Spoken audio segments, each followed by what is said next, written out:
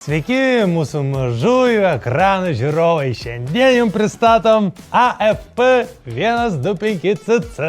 Ką šitas keturatis turi? Apšvietimą. Ne bet kokį OLED apšvietimą. Spidometrą. Nes kiti, pavyzdžiui, modeliukai nededa spidometrą, o šitas turi rodo greitį. Rodo jums, kiek liko jums kuro bake. Dabar naujas, todėl jame nieko nėra, galime pauostyti.